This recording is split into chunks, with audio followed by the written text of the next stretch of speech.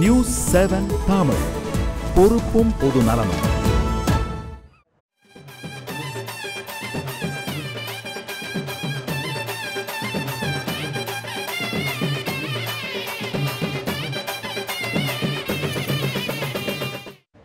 கடந்த 2-3 தினங்களாகவே ஜல்லிக்கட்டினுடைய உச்சகட்ட பரபரப்பு காட்சிகள் வழக்கம் போலவே இந்த ஆண்டும் அரங்கேற தொடங்கி இருக்கின்றன. ஜல்லிக்கட்டு நடக்குமா நடைபெறாதா என்ற ஒவ்வொரு நிமிட எதிர்பார்ப்போடு தென் மாவட்ட மக்கள்கள், குறிப்பாக மதுரை மாவட்ட மக்கள் மிகுந்த ஒரு பரபரப்போடு அங்கே இருக்கிறார்கள். இந்த ஆண்டும் நிச்சயமாக ஜல்லிக்கட்டு நடந்தே தீரும் அப்படிங்கிற நம்பிக்கையோடு அவர்கள் ஒருபுறம் காத்து கொண்டிருக்க, சட்ட ரீதியிலான அதற்கான தடையை நீக்குவதற்காக டெல்லியில் தமிழக அரசினுடைய உயர் அதிகாரிகள் குழு டெல்லியில் கடந்த 2 தினங்களாக முகாமிட்டிருக்கிறது. உயர் அதிகாரிகள் குழு உச்சநீதிமன்றத்தில் அதற்கான சட்ட ரீதியிலான தடையை நீக்கி இந்த ஆண்டும் ஜல்லிக்கட்டை நடத்துவதற்கான முனைப்போடு தமிழக அரசு அங்கே டெல்லியில் முகாமிட்டிருக்கிறது. மத்திய அரசும் கூட நேற்று இது தொடர்பாக இருக்கக்கூடிய விலங்குகளின் பட்டியலிலிருந்து காட்சிப்படுத்தும் விலங்குகளின் பட்டியலிலிருந்து காளை நீக்கப்படும் அப்படிங்கிற ஒரு உறுதிமொழியை கொடுத்திருக்கிறார்கள். இருந்தாலும் கூட அதற்கான அரசாணை இன்னும் வெளியிடப்படாத நிலையில் இந்த குழப்பம் நீடித்து கொண்டிருக்கிறது. இந்த ஜல்லிக்கட்டு இந்த ஆண்டு நடக்குமா நடைபெறாதா அப்படிங்கிற ஒரு சூழல் நிலவி கொண்டிருக்கிறது. இந்த தளத்தில் செய்தி தொகுப்புகள் பல நம்மோடு இருக்கின்றன. அந்த செய்தி தொகுப்புகளோடு இணைந்த ஒரு விவாதத்தை நாம் நகர்த்த இருக்கின்றோம். நம்மோடு நேயர்கள் பார்த்து கொண்டிருக்கக்கூடிய நேயர்கள், நீங்களும் தொலைபேசியின் வாயிலாக உங்களுடைய கருத்துக்களை திரையில் தெரிகின்ற எண்களுக்கு தொடர்பு கொண்டு உங்களுடைய கருத்துக்களை எங்களோடு பகிர்ந்து கொள்ளலாம். மதுரையிலிருந்து நம்மோடு நேரலையில் திரு ராஜசேகரன் இணைந்திருக்கின்றார். தொடர்ந்து ஜல்லிக்கட்டை நடத்துவதற்கான ஒவ்வொரு ஆண்டும் நடத்துவதற்கான பல்வேறு சட்ட போராட்டங்களை நடத்தியவர், மக்கள் போராட்டங்களை நடத்தியவர், அவர் நம்மோடு இணைந்திருக்கின்றார். இனி அவருடைய கருத்துக்களை கேட்கலாம். திரு ராஜசேகரன், வணக்கம்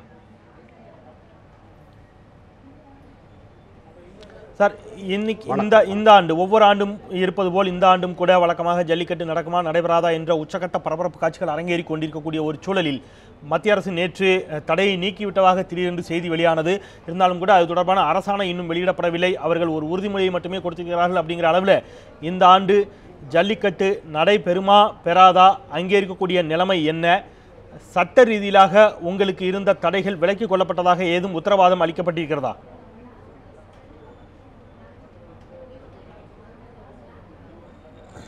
ஐயா, இந்த கடந்த 7 ஆண்டுகளாக இதே ஒரு பதற்றமான சூழலில் இந்த பொங்கலை எதிர்கொள்ள வேண்டி வந்தது.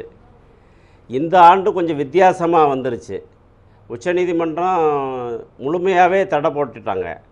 இந்த தடையை எதிர்த்து தமிழக அரசு சார்பாக மறுசீராய்வு மனு போட்டிருந்தாலும் அது மிக தாமதமாகிவிட்டதனால் இப்பொழுது கேள்விக்குறியான ஒரு சூழ்நிலையில் வந்து நின்றுச்சு. இப்போ நேற்று விலங்குகள் பட்டியலிலிருந்து அந்த காளை மாட்டை நீக்குவதென்று ஒரு செய்தி வந்திருக்கிறது.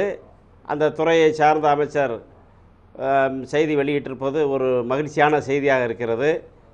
இருந்தும் மீண்டும் சட்ட வல்லுநர்களை தொடர்பு கொண்டு எப்படி இந்த ஜல்லிக்கட்டை நடத்தி தீர்வதென்று தமிழக அரசு அதிகாரிகள் டெல்லியிலே முகாமிட்டு அதற்கான பணியை செய்து கொண்டிருப்பதனால் எங்களுக்கு ஒரு நம்பிக்கையும், அந்த அசாதாரண சூழ்நிலை மாறி கண்டிப்பாக இதில் வெற்றி பெறுவோம்.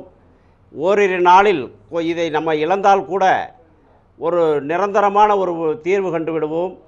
இந்த ஒரு இறுதிக்கட்ட போராட்டத்தில் நம்ம இருக்கின்றோம். ஒரு சில நிகழ்வுகள் நாம் இழந்தால் கூட ஒரு நிரந்தரமான ஒரு தீர்வை அடைவதற்கான ஒரு வழி இருப்பதாக தோன்றுகிறது. ஆகையினால் இதுகளுக்கு இந்த பொங்கல் நாளிலே நாங்கள் இதை மிக சந்தோஷமாகவும் ஒரு ஆர்வத்துடன் பரபரப்பாக இதை எதிர்பார்த்து கொண்டிருக்கின்றோம். இருந்தாலும் கூட ஜல்லிக்கட்டு அப்படிங்கிறது, அலங்காநல்லூர் ஜல்லிக்கட்டு அப்படிங்கிறது உலகளவில் புகழ்பெற்ற ஒன்றாக இருந்தாலும் கூட மதுரை மாவட்டத்தை பொறுத்தளவிலேயே அவனியாபுரம் ஆகட்டும் அல்லது பாலமேடாகட்டும் அங்கேயும் கூட ஜல்லிக்கட்டுகள் மிக விமர்சையாகவே நடைபெறுவது வழக்கம்.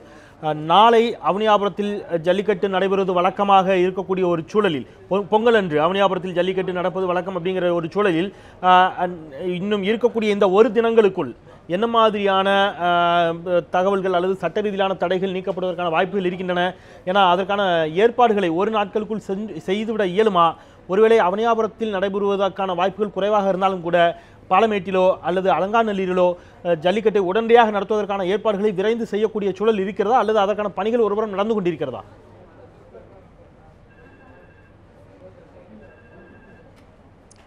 ஐயா, நம்ம ஏற்கனவே கடந்த 2008 இதே மாதிரி அவனியாபுரத்தில் நடத்த முடியாத ஒரு சூழ்நிலை வந்தது. 2008 ஜனவரி 15 பொங்கல் தினம் வந்தது. அன்றைக்கு உச்சநீதிமன்றத்தில் தீர்ப்பும் வந்தது. ஆகையினால் அந்த வருஷம் 2008 வந்து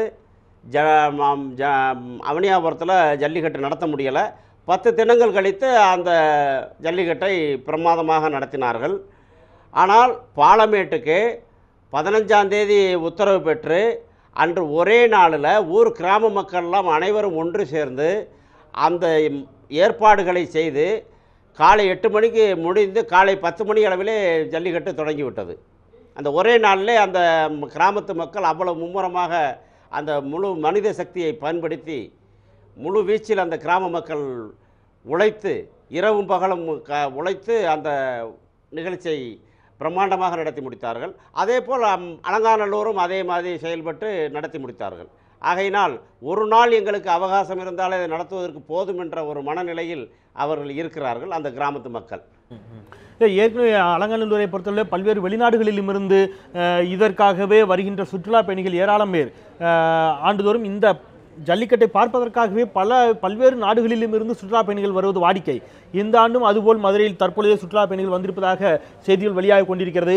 அதுபோன்ற சுற்றுலா பயணிகள் ஏமாற்றம் அடையக்கூடிய ஒரு சூழல் ஏற்படாதா? அந்த மாதிரி அது குறித்த தகவல்களை சொல்லுங்கள்.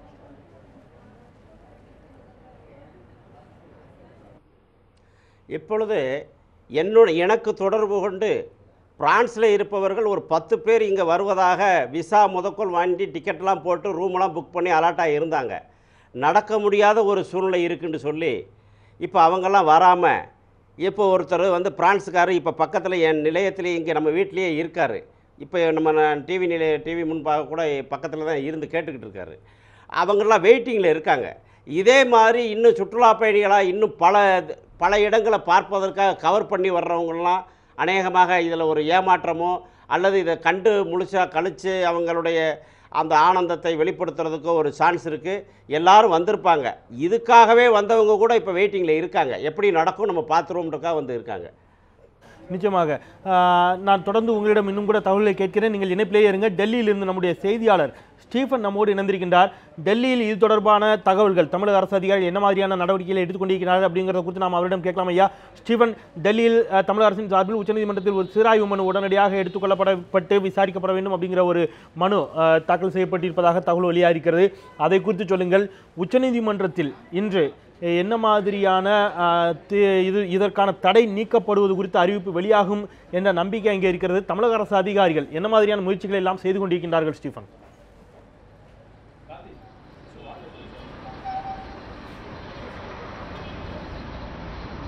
நிச்சயமாக செந்தில், அதாவது நேற்று தமிழக அரசினுடைய வழக்கறிஞர்கள், டெல்லியில் இருக்கக்கூடிய வழக்கறிஞர்கள் உச்சநீதிமன்றத்தில் ஒரு கடிதம் ஒன்றை பதிவாளரிடம் கொடுத்தார்கள். அந்த கடிதத்தில் 2 முக்கியமான விஷயங்களை அவர்கள் குறிப்பிட்டிருந்தனர். முதலாவதாக, அதாவது இந்த வழக்கினை உடனடியாக விசாரணைக்கு எடுத்துக்கொள்ள வேண்டும் என்ற ஒரு கோரிக்கை அவர்கள் முன்வைத்தனர். அதாவது உச்சநீதிமன்றமானது இந்த ஜல்லிக்கட்டு விளையாட்டிற்கு தடை விதித்து கடந்த ஆண்டு தீர்ப்பளித்தது உடனேயும் தமிழக அரசின் சார்பாக ஒரு மறுசீராய்வு மனுவானது உச்சநீதிமன்றத்தில் கடந்த மே மாதம் தாக்கல் செய்யப்பட்டது. அந்த மனுவானது இன்றளவும் ஒரு நிலுவையில் தான் இருந்து வருகிறது. இதனை கருத்தில் கொண்டு இந்த மனுவினை உடனடியாக விசாரிக்க வேண்டும் என்பது அவர்களுடைய முதல் கோரிக்கையாக இருந்தது. இரண்டாவதாக, அதாவது இந்த மறுசீராய்வு மனுக்கள் பொதுவாக நீதிபதிகளினுடைய அறையில் தான் விசாரிக்கப்படும். ஆனால் இந்த மறுசீராய்வு மனுவை உடனடியாக பொது நீதிமன்றத்தில், அதாவது திறந்தவெளி நீதிமன்றத்தில் விசாரிக்க வேண்டும் என்ற ஒரு கோரிக்கையை முன்வைத்தனர். அப்படி விசாரிக்கும் பட்சத்தில், அதாவது வழக்கறிஞர்கள் தமிழக அரசின் சார்பாகவும் தமிழக மக்களின் சார்பாகவும் அவருடைய உணர்வுகளை எளிதில் நீதிபதிகளிடம் தெரிவிக்க முடியும் என்ற ஒரு கருத்து தான் இதில் நிலவி இருக்கிறது. ஆகவே சட்ட ரீதியாக என்னென்ன முயற்சிகளை எல்லாம் எடுக்க முடியுமோ அதையெல்லாம் தமிழக அரசின் சார்பாக இங்கே இருக்கக்கூடிய தமிழக அரசு அதிகாரிகள் மற்றும் வழக்கறிஞர்கள் தொடர்ந்து எடுத்து வருகின்றனர். நேற்று முன்தினம் தமிழக அரசினுடைய உயரதிகாரிகள் குழுவானது இங்கு வந்து பிராணிகள் நல வாரியத்தினுடைய செயலாளர்களோடு கலந்து பேச்சுவார்த்தைகள் நடத்தினர். அதைத் தொடர்ந்து நேற்று கூட தமிழக அரசினுடைய உயர் அதிகாரிகள் மத்திய அரசினுடைய முக்கியமான அமைச்சர்களை தொடர்பாக பேசியிருந்தனர். நேற்று வன மற்றும் சுற்றுச்சூழல் அமைச்சர் பிரகாஷ் ஜவடேகர் அவருடைய இல்லத்தில் செய்தியாளர்கள் சந்திப்பு ஒன்று நடந்தது. அந்த மத்திய அரசு என்ன மாதிரியான நடவடிக்கைகள் எடுத்திருக்கிறது அப்படிங்கிற தகவலை குறித்து நான் தொடர்ந்து உங்களிடம் பேசுகின்றேன் ஸ்டீபன். முன்னதாக விடுதலை சிறுத்தைகள் கட்சியினுடைய தலைவர் திருமாவளவன் நம்மோடு தொலைபேசியின் வாயிலாக இணைப்பில் இருக்கின்றார். அவருடைய கருத்துக்களையும் கேட்டுட்டு ஸ்டீபன் உங்களிடம் வர ராஜசேகரன் நீங்களும் கூட இணைப்பில் காத்திருங்க.